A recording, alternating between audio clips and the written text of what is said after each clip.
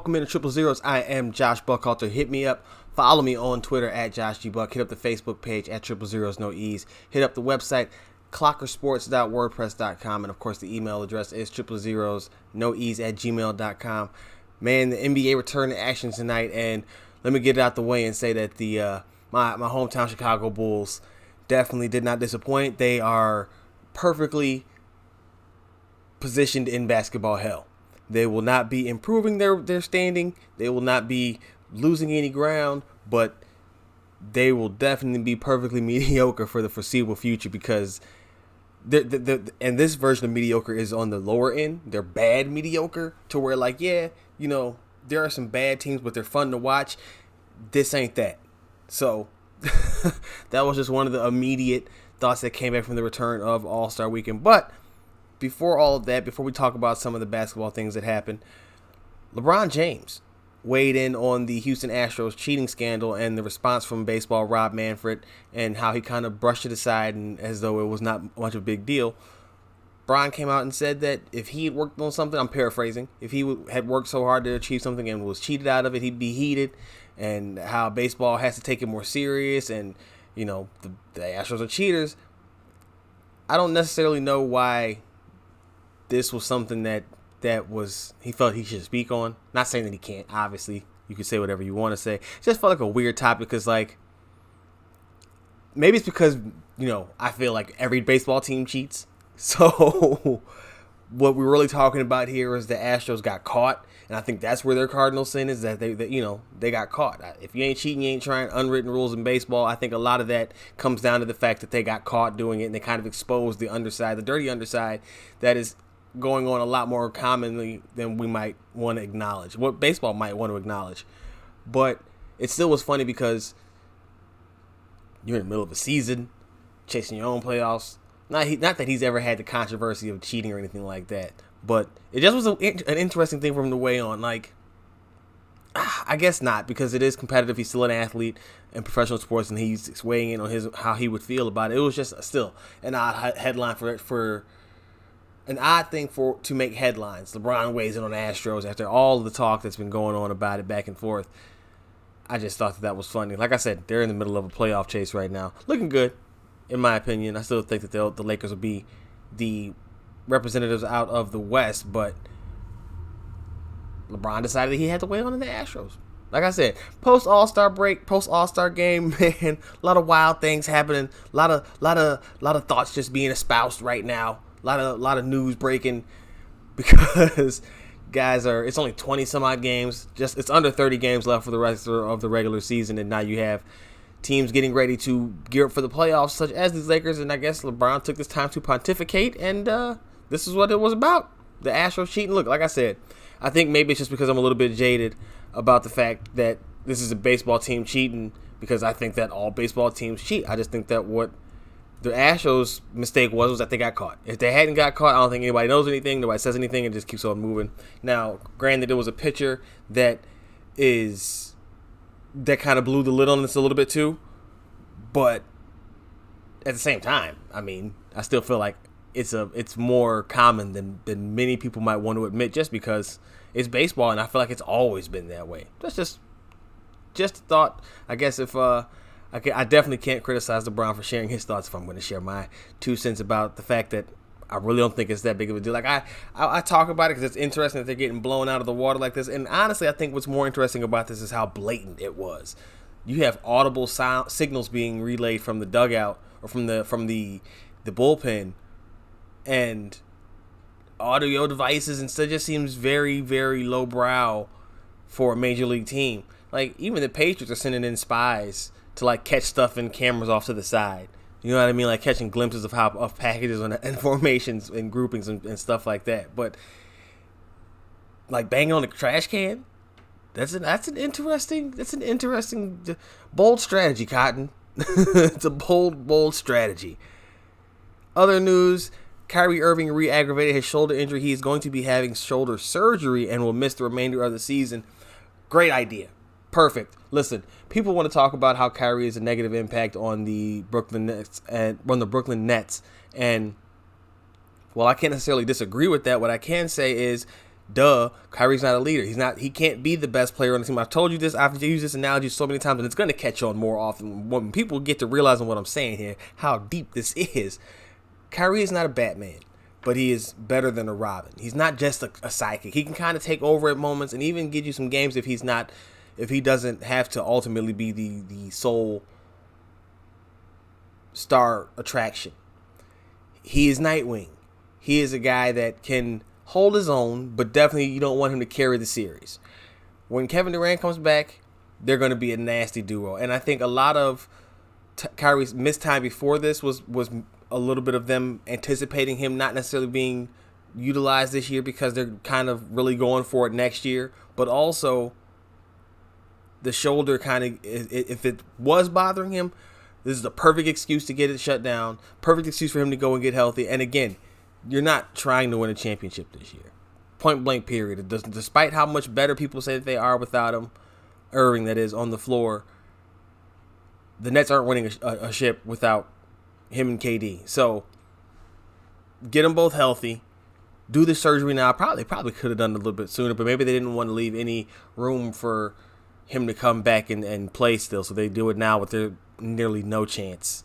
I mean, just no chance of him coming back in the regular season at all.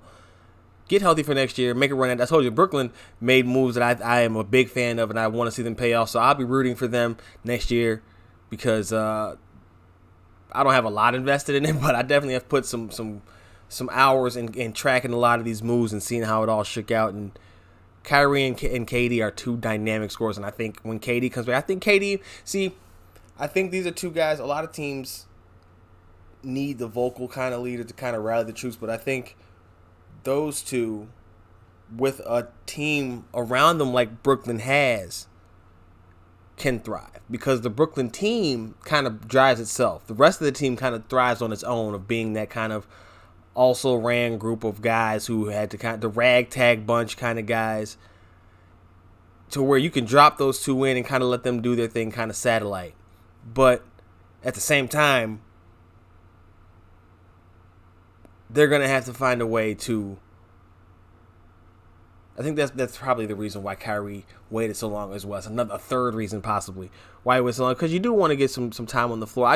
You saw the workout videos of KD in the gym. All I'm saying is I'm getting sidetracked and throwing off my course here. Long story short, when KD comes back next year, watch out because a lot of people are going to be talking about how great Kyrie looks in a secondary complementary role, and a lot of those nights he's probably going to be doing a lot more damage than.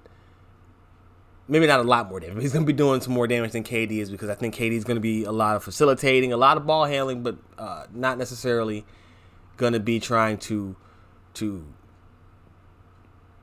cross anybody, not doing too much extra stuff when he does get it, just to preserve some of his health. I think he'll do some playmaking though, and Kyrie will play off of that. Other news: Detroit Pistons bought out Reggie Jackson. He signed with the Los Angeles Clippers. The Clippers and the Lakers seem to be racing for every player possible on the buyout market. And so far, the Clippers have won it. Now, they've won it in terms of they've gotten everybody. If they've actually won it in terms of it improving their roster remains to be seen, because while they need a true point guard, Jackson's another scoring point guard, but he's still a better point guard than Patrick Beverley is, I would say. And that allows Lou Will to play more two guard as well. But the Clippers do need some rim protection, you would think, with the Lakers boasting Dwight Howard, Anthony Davis, and potentially Boogie Cousins. I don't think we'll see him, but potentially Boogie Cousins. And then you got JaVale McGee down there just to throw a body and run up for rebounds. I'm not sure how much Zubats can handle down low, and we know that Montrezl Harrell and JaMychal Green, those guys aren't big enough to hang with those two. So now, I've often said that I could see a scenario where the major play for the Clippers is to keep the Lakers out of the paint. I think that's what everybody thinks the goal is ultimately going to be. But still, you have to have an ability to get some rim protection and work your way inside for an easy bucket when things aren't going great. Now, maybe they think, okay, well, we'll just take one of our better wing players and bring them down low while we bring our quote-unquote bigs out to the three-point line and have their bigs covering them out there. And that's one method, but we'll see how effective it is in the playoffs when teams are anticipating that, have game plan for that, and are rotating a lot quicker because they know that that's what's coming. I think that'll be where it ultimately goes into the Lakers' favor because there's nobody who can consistently stop or even remotely stop Anthony Davis and Dwight Howard that's running in the open floor. And then let's not act like JaVale can't get hot for a double-digit night on the glass and in points if he's catching oops and really feeling it and active and get some early burn. That's where I feel like the Clippers, while again they've won the buyout market in terms of signing guys, have they really won the buyout market in terms of making their roster better? That we'll have to see. But they didn't have any other option to improve, so I guess they're just it's gonna be a numbers game. Will our numbers be better than yours? We'll see. Track meet, the playoffs are usually not track meets; they're usually slugfests, and that's why I like the Clippers team, but I think I like the Clippers team more as a 2K thing. And again, I'm saying all this knowing that we just watched the Golden State Warriors win 3 out of 4 championships in the last 4 years. 3 out of the last 4 championships utilizing small ball offense. And I've been proponent for it and why it'll work for Houston.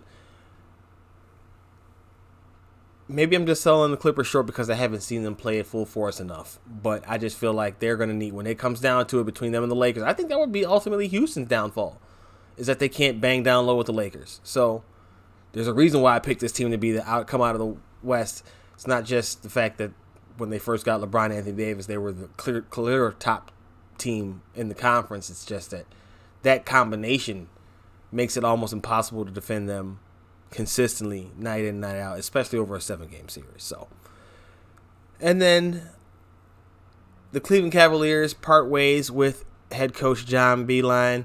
Talked about this a little bit on the last episode and how he was being noted as being kind of lethargic and drained and just kind of cranky lately from friends and family, and how this move was kind of coming. Now, a few weeks back, I told you about how he had the incident where he was talking to players and going over film, and he said that we will no longer play like thugs. Came out, tried to clean it up, and said that he meant to say they would no longer play like slugs. Apparently, they weren't buying it because, according to The Athletic, players were trolling that thugs comment by playing music that had the word thugs in it intentionally.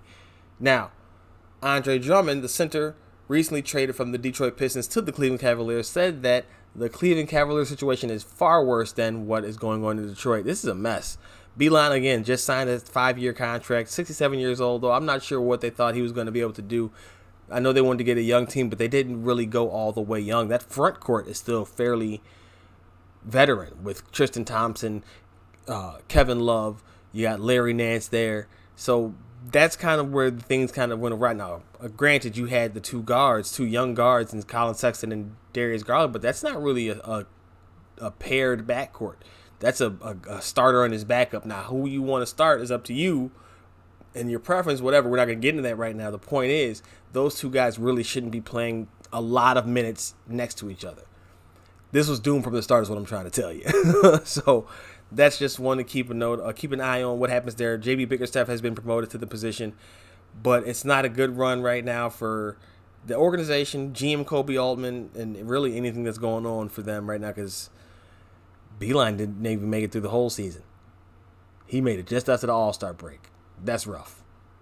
That's rough. Speaking of coaching changes and coaching maneuvers, the Chicago Bulls, I talked to you last week about how they're supposed to be looking for a replacement for Gar Forman as a general manager, and that's all well and good, but if the rumors are true that John Paxson will not be losing any power, that's not enough. Now, they are trying to still say that that's the same thing that's going on with Kenny Williams on the South Side, but a lot of people will tell you that that's not true at all, that you can clearly see what moves are Kenny Williams and what moves are Rick Hahn. There's been a lot more Rick Hahn, if any, Kenny Williams lately, so I don't want to hear anything about their big. Now, maybe that's a transitional type of thing, but they're just saying that there's not really much that you can say. There's not really much that you can tell me to convince me that as long as Paxson is around, he won't be putting his prints all over this team. That's just the way he is. That's not a knock. That's literally just the way that he is. It's an explanation. And I think that putting him in the position to pick a player, pick a general manager, and still have the say about who that guy is going to be, or what decisions that general manager has to make, I think that's when you start to get in a bit of into a bit of trouble. And they're rumored to be intrigued by Pacers general manager Chad Buchanan. Now, he's a friend of Beilein. No, you also had agent Mark Bartelstein mentioned as well. And honestly, I'm not sure where to go with this because this organization is in such disarray. I told you last episode about the story of Kevin Garnett talking about. I wrote about the story actually for Pippen Ain't Easy. That's what happened. I wrote about the story for Pippen Ain't Easy about Kevin Garnett talking about why he was never close really to go to the Bulls. He said it never really came up, but even if it did, he probably wouldn't have because he remembers how they treated Michael Jordan at the end of his run and how he couldn't even get ownership stake in the team. And he kind of held that on Jerry Reinsdorf. Now, no matter what you want to say, moving, firing Gar Forman, moving, firing John Paxson ain't going to do much about the sentiment that Jerry Reinsdorf did Mike, the GOAT, in most Chicagoans' eyes, dirty at the end of his run here. Now, Garnett, and I mentioned this in the piece, he's at least a cycle removed from the current generation of NBA talent. However, these things get passed down. Old heads give advice. That's what they do. If they're good, that's what they're supposed to do. And to think that this is not something we saw the Kings players mock the Bulls last year, so it wouldn't be a surprise. It's not a stretch to think that this is something that's going on that's still being looked at this way currently by this crop of players. So I don't know what you do. I don't know how they fix it, but it's not a good look for the team right now, knowing that there's a lot going on with them in the front office. The roster is far from settled, and there really doesn't seem to be much of a plan to get out of it other than, well, let's try to bring in another guy. And then you hear the rumors that they're trying to look at several people to fill roles. Now, granted, their front office is viewed as behind the times and how it's set up, but it's a mess. And if they are that behind, they're trying to do it all now. I kind of ponder this in the end of the piece, I just kind of threw it out there. They need to kind of relieve Beilein of his duties right now then. Let it be over and done with and keep going and go through your search now because the new coach the new GM is going to want to coach. I think it's kind of clear that Beilein won't be back, but even if he is, or even if you just can't move on. It's not working. It's not good. The players don't seem to be responding. He's putting out wild lines. He challenged the play with the Bulls down 9 with 40 seconds to go. I know he's going to say that his job is to coach these players up. That ain't it, son. It's not it. So, while their search is just beginning, Shane Battier is another name that was mentioned as possibility for a general manager. Their search is just beginning. They've got a long way to go, and it's still 20-some-odd games for them to win the remainder of the season. But I think that if anything, they should probably move on from Beilein now. Let the rest of those guys who are out be out.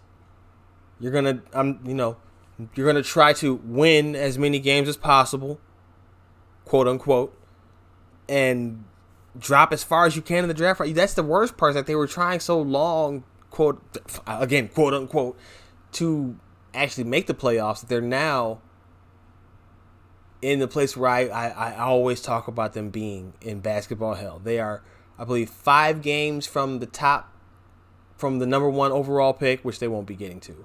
But they're also 6.5 games from the playoff spot, or the reverse of that. And it's just like, that's the epitome of basketball hell. You're not good enough to be bad, and you're not bad enough to get blessed with a good pick, and you're not good enough to be blessed with a playoff spot, to have earned a playoff spot. So they're in a rough spot. They're looking at pick 8, I believe, now is their current draft. It might be slides now because now they gained a 1.5% chance increase of getting the first pick because they dropped below Charlotte in the standings now with this loss. And again, they're missing a lot of players, and it actually long term is probably beneficial that they lose and they get a higher draft slot. But they just have it. They've seemed to have capped out players in the past few drafts. They seem to have wasted an opportunity to build around a player who wants to give the city and the team his all, and they are just now trying to figure out what to do with their front office. I know I said that front office is viewed as behind the times, but if you heard what I just said, that they are picking bad players, they are poorly constructing their team, but now they're trying to figure out how to run their front office. Again, these are the same guys who've been in place for about 17 years now. 17 years. That's a long time to keep blaming injuries and keep picking coaches and missing playoffs or maxing out at a certain level because you can't complete the roster. Somebody tweeted out that the Bulls offense is literally Zach LaVine gets the ball and everybody else watches him in hopes that he creates a play. Sounds a lot like what happened with Derrick Rose for a lot of his tenure, right? Where guys would kind of just stand there and watch him do something. Oh, you know what else sounds like? When Jimmy was here. They can't build a team. They've gotten lucky with one player and then kind of rest on their laurels and trying to improve the roster from there and fill out the rest of the roster with guys that are merely just try-hard complementary pieces.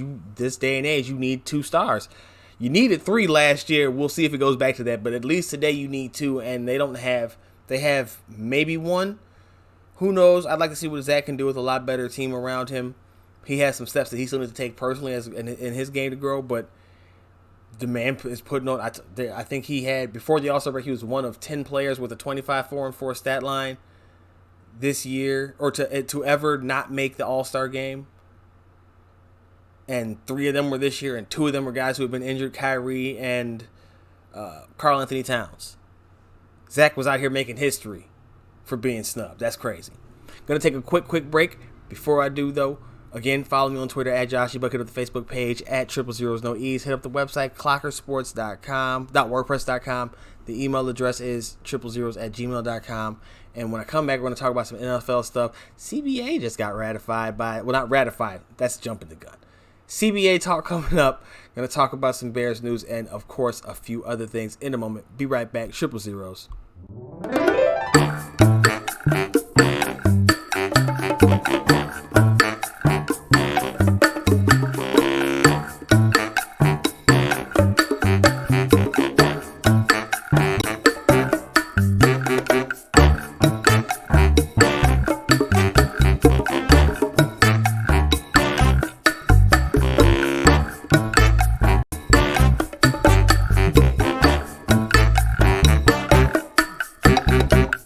Back now on 000. I am Josh G. Buck. Hit up Twitter at Josh G. Buck. Hit up the Facebook page at 000 no E's. And of course, the website is clockersports.wordpress.com. And the email address is 000 no E's @gmail.com. Moving on to NFL action. It is the offseason, but of course, that doesn't mean that it's all nothing, silent, quiet. No. We have rumors swirling and we have actual news going down.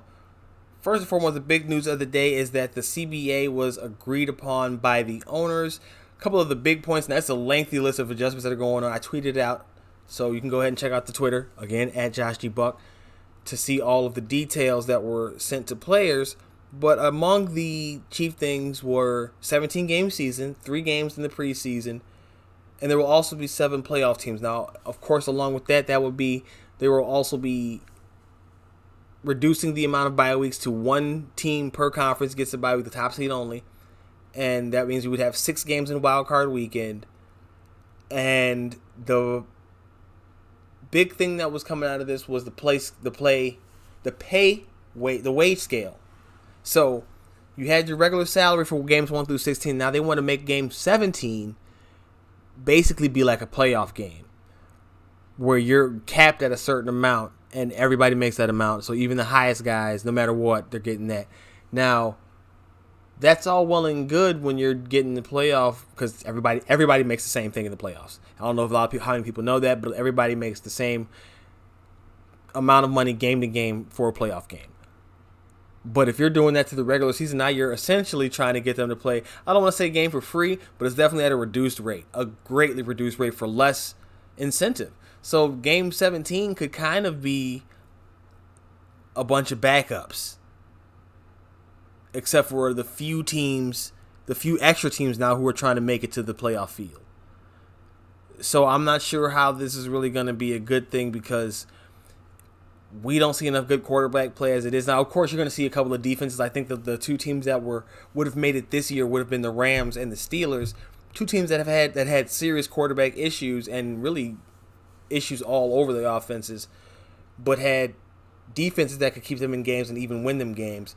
those are the teams that you kind of wonder, like, okay, yeah, I can see them making it, and they may be making some noise, but they're not winning anything. Neither one of those teams would have won anything. So you expanded it, and then on top of that, it's kind of an insult to the players to tell them, oh, we're going to add another regular season game, but we're going to play you like it's a playoff game, even though we know it's not worth as much in terms of value to the team, unless, of course, you're one of the ones trying to fight for a playoff spot. And, of course, as expected, a few players, even former ones, were tweeting out about it. Damian Whitty, when seeing the pay scale, talking about how much they would make for Week 17, tweeted a what? J.J. Watt tweeted out a hard pass on it. Doesn't look like it's going to make it too far, and honestly, I don't blame him. And you had younger players, Jamal Adams, tweeted out in support how it's more games, more money, everybody's happy.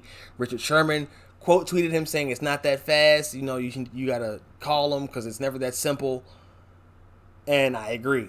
They are trying to push through the 17 games. It's not a surprise. We know that the owners want this, but that 17th game at a playoff price without the same implications is kind of funny. That's an obvious red flag that I think anybody in that room should be able to foresee as going to be a clear no-no. Now, they do shift some more revenue the players' way. It's still not 50-50, even though it should probably be 55-45 in favor of the players, but they're getting there, maybe. It'll probably be 49 and 9 to infinity before it'll ever be 50-50.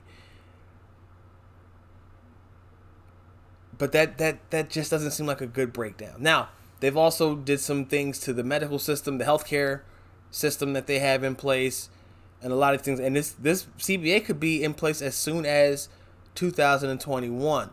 Now, the other side of this is, let's say they do reject it, and we face a work stoppage in the NFL. Could you possibly see some middle to lower level guys? You won't see any of the top level guys, but could you see some mid to low level guys make their way to a league like to the XFL? That would be something to keep an eye on. Listen, I'm a fan. DC Defenders, DC Forged. It's an entertaining game. It's fast paced. You get the behind the scenes and all that. So it's not the same kind of just knock off NFL football like I think the AAF was. That's what I said when it came out. Like, first of all, AF is that's a horrible acronym. Listen, that was doomed from the start. But XFL, X, obviously, extreme that's always how you associate it, and people have the nostalgia from back in the day. They could stand to bring back the nicknames on the jerseys, but that's neither here nor there. The fact of the matter is, I could honestly see a situation where you have some of these lower level, mid level guys going out and saying, okay, if there's a work stoppage, I still have to work, I still have to make enough money to feed my family, support my family, so I'm going to go here and play in the XFL, especially if it doesn't look like there's going to be any kind of settlement or any type of agreement between the NFL and the NFL Players Association. So those are two things I thought was interesting, just how quickly J.J. Watt was like, yep, nope, nah, hard pass. You had a lot of guys just coming out saying no, and we'll see. There'll be more details. I got to go through the rest of it. It's a lengthy, it was, I think, 4 slides that I saw, and I think there might have been a couple extra on there, like, the +2. So, they tried. They tried it. 17, it's coming. The 17-game season is coming. They took away one of the preseason games, which I think everybody's for, but you're going to have to up that 17th game paycheck. I guarantee you that before any player agrees to that thing. So, moving around the NFL, some draft news. You had Joe Burrow being non-committal to the Bengals. When asked if he would be excited to play with him, I'd play for anything that drafts me. That's less than, than the all-in, hell yeah, come take me, and this, that, and the third. This comes after Carson Palmer kind of warned him about the Bengals not playing to win, basically not trying to win a Super Bowl. Burrow came out and half echoed those sentiments, like, yeah, you want to play for an organization that's trying to win and do those things. If that's a message to the Bengals, I don't know what he can do. They're going to take him anyway, unless he pulls the Elway and goes to something else. But I don't think that I don't even know how that would even work nowadays. I don't know how the Bengals can fix it. If anything, I'm a team behind them looking for a quarterback trying to get up. I'm the Dolphins trying to move up. I'm one of those type of teams. I'm the Redskins if I don't believe in Dwayne Haskins, which it sounds like they don't. Trying to move up. That's what you're doing. That's what needs to be happening if they feel like taking Joe Burrow will be bad for them long term because he doesn't want to be there, and they really aren't. Now that might be a concession that they aren't trying to win, so maybe they don't do that. But when the draft order was still settling, still shaking out, and the Bengals were sitting at 2, I thought that Chase Young would be a great fit for them opposite Carl Lawson. They do have Carlos Dunlap there still, and still got Sam Hubbard. They have some depth, but I mean, Ohio, Chase Young, who knows? Yeah, keep an eye on that though. Burrow did sign a Bengals jersey, so it's a lot of speculation. It's just interesting that he kind of softened his stance on being excited to go to Cincinnati after hearing the comments of Palmer, and then again, basically echoing those same sentiments about wanting to play for an organization that will be trying to get to a Super Bowl. Other draft news: Tua Tagovailoa, Alabama quarterback, recovering from his hip injury, speaking in an interview, said that if he were to be drafted, he was able to choose that the Cowboys would be an ideal spot.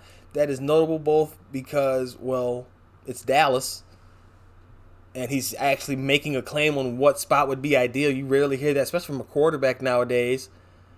But 2, Dak Prescott is there.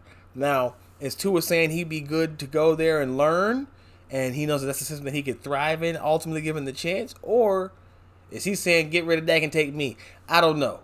I'm not speculating. I just thought it was a very interesting place for him to say. Now, he was probably just being true to self, so it didn't matter about anybody else being in that position. He was just saying for him, if he had that's clearly what's going on. It just is interesting when you think about the constitution of the Dallas Cowboys roster right now and some of the issues that they're having at quarterback with the contract situation. That's a situation they're not taking Tua. If they for some reason are taking Tua and they are trying to move on from him, then send him to the Midwest in Chicago. That him being Dak, because listen, if that's what you want to do now, Grant, I think Tua still needs some time to recover. So maybe they don't want to do it, but he's supposed to be throwing coming up soon by the time things get rolling for camp, I believe. If that's the case, who knows? But I don't see the Cowboys doing it. That's basically a reset. And I know they just got a new head coach and Mike McCarthy, but that's a head coach that they are expecting to take them to the next level, not to help them go back to the bottom level. That's not why he's here. That's not why he's there. And then you have OBJ, Odell Beckham Jr., Cleveland Browns receiver, sending the bat signal back to Gotham, but this time aiming it towards Gang Green. And when asked about a potential landing spot in the Jets, he said that would be perfect. Wow. Listen, it's not a secret that there's nothing to do in Cleveland. That's a shot. Definitely a shot. That's a Joakim Noah throwback when he said there's nothing is boring. Joakim Noah probably gave you one of the best. If you haven't ever heard it, check it out. I'm going to have to put that in the podcast version of this. The Joakim Noah sounder about of Cleveland being nothing. Because, listen, that's what it is. I mean, that's what it sounds like. He just is ready to go. He never wanted to go there. I often say this because people want to say, oh, he's a diva. He should just play. If a guy gets traded to a place that he didn't ask to be traded, you can't be mad that he's not happy in said place. Especially when said place is a place that everybody tries to get out of. Cleveland. It's plain and simple. Now, probably not going to happen, but that would be interesting to see him go back to the New York locker room, only on the opposite side, and playing for Gang Green. Now, I'm surprised anybody wants to go play for Adam Gase in that offense. But here you go. There you have it. That'd be one to keep an eye on for sure and see what happens, because the Browns are in a weird spot right now with they're kind of in that Dream Team Eagles phase where that Eagles team that had Vince Young and behind Michael Vick, and you had Nnamdi Asomugha and Deshaun, they had everybody, all the stars, all the big name guys were there, and they didn't do nothing. That's what that Browns team felt like that, but we'll see what happens going forward with them. And then wrapping up with some Bears news, of course, local. The Bears are back in the news mostly because they signed tight end Demetrius Harris. He is a former Kansas City Chief and Cleveland Brown, and he was with Matt Nagy in Kansas City. Now, he's known for his blocking ability. He's 6'7" though, and he can move. He can catch the ball, and he's an immediate upgrade over anything maybe other than Trey Burton, a healthy Trey Burton on the roster. Burton's still there, so maybe that's who knows how much further they're going to address it. Maybe they just add another rookie to it. Maybe they don't want to overdo because they still have some kind of faith in Trey. I doubt it though. But maybe they see Demetrius Harris as the more traditional tight end and Burton in the role that he was actually signed to play in the tight end, the move tight end. I think a lot of people forget that part, and that he's not really supposed to be the main guy. He's supposed to be the complementary mismatch, and he can't be used that way, Burton that is, because no one else around here, Shaheen, ever was able to step up into that Y role. So Burton's more of an F. It's just what it is. Or an H-back. He's more of an H-back, excuse me. But then the Bears are also being linked to Derek Carr. He put up a IG post where it was him and Khalil Mack meeting in the field. Of course, Mack, a former Raider now with the Bears. And a lot of people got to speculate, is it, him kind of hinting that he would like to be traded, and that's the place where he would be willing to be traded to. I'm assuming a lot of this is centered around the rumors of Tom Brady being courted by the Raiders and them being willing to spend big money to do so. Now, I've been telling you for a few weeks now, though, actually, that's one of my ideal scenarios. And it wasn't even because of this. It was because the Golden Boy going to the Raiders in Vegas is just, I would love to cheer for that team. Just saying. But the fallout could be so beneficial to the team that I hold dear, the Chicago Bears, in that Derek Carr could become available. And now a couple of beat writers that I know, and I want to get them on to talk about this more in depth for the next episode, and that's something I'm going to work on. I think we're talking about that they would just like to see the Raiders recoup their second round pick back. If that's the only thing that it takes is for the Raiders to get their own 2 back to get Derek Carr here, I don't know why the Bears wouldn't do that.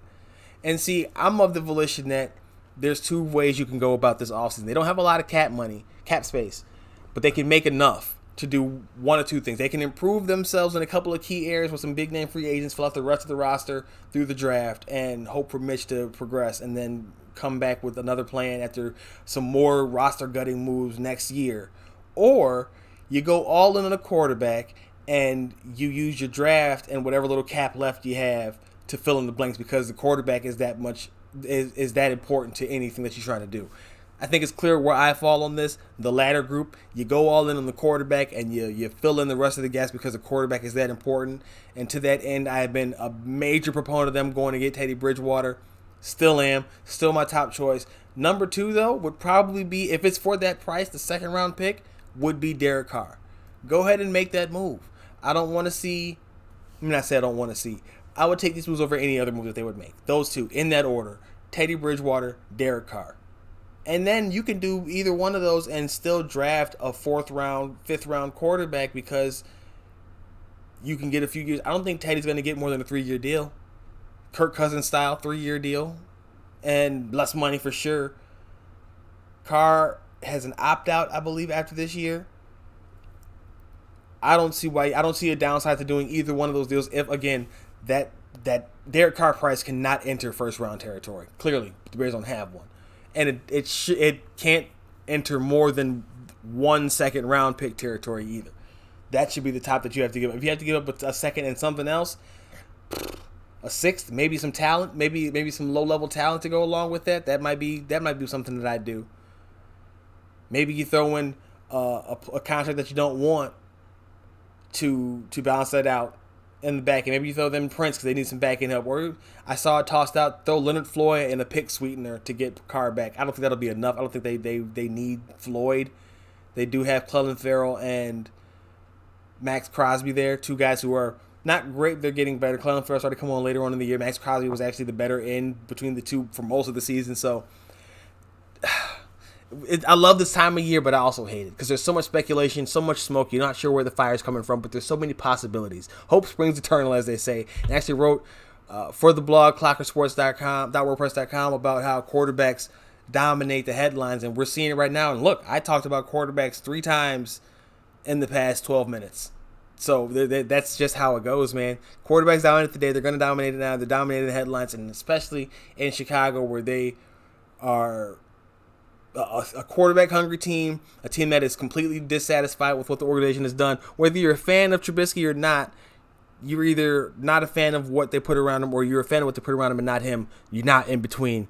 There are no fence sitters on this one. You're not an undecided person anymore. I don't think those guys exist with this team.